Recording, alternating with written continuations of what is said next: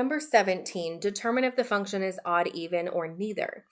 This one is similar where we have to do function evaluation, and we can tell if it is odd by replacing x with negative x and seeing the outcome. So this is going to be even if we replace negative x with negative x and we get our original function back.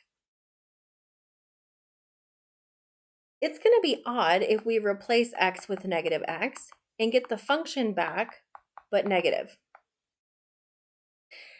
And it's going to be neither if neither of those are the case. So let's replace every x in here with negative x and see what happens.